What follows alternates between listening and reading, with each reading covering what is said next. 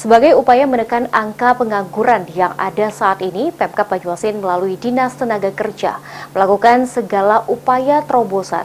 Salah satunya mengadakan job fair yang diikuti oleh 20 perusahaan yang ditargetkan mampu menyerap sebanyak 1.000 angkatan kerja baru. Pasti butuh tenaga kerja, ya Pak ya.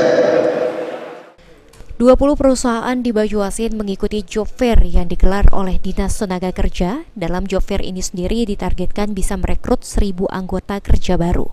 Pelaksanaan job fair sendiri terbuka untuk umum, baik bagi lulusan SMA sederajat, D3, dan S1 semua jurusan. Bupati Banyuasin Askolani sangat mengapresiasi kegiatan job fair ini karena sudah keempat kalinya digelar dari 2020 hingga 2023. Sehingga berkontribusi besar dalam penurunan angka pengangguran Kabupaten Banyuasin dari 3,84 di tahun 2021 menjadi 3,39 di tahun 2022.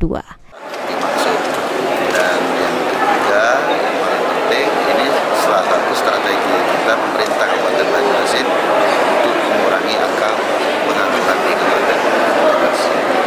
Dan yang kedua secara langsung dan tidak langsung kita sudah akan meningkatkan perekonomian, pertumbuhan ekonomi di Kabupaten Banyuasin karena saya lihat di beberapa perusahaan pendapatan gaji mereka sudah di atas UMR, bahkan sudah di atas UMR. Artinya kita yakini dengan pendapatan demikian bisa akan menaikkan. Sementara itu, Kepala Disnaker Kabupaten Banyuasin, Nur Yosep mengatakan, Job Fair 2023 melibatkan 20 perusahaan dan membuka 1.000 lowongan pekerjaan. Hingga hari pertama jumlah pelamar via online sudah mencapai 1.000 pelamar. Job Fair Banyuasin 2023 sendiri dilaksanakan selama 2 hari. Ini melibatkan berapa perusahaan dan berapa lowongan yang kita sediakan? Perusahaan yang terlibat dalam kegiatan pada hari ini ada 20 perusahaan. Lowongan kerja yang tersedia ada 920 orang.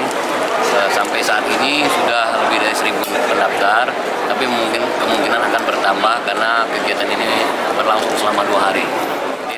Sulaiman, PAUL TV.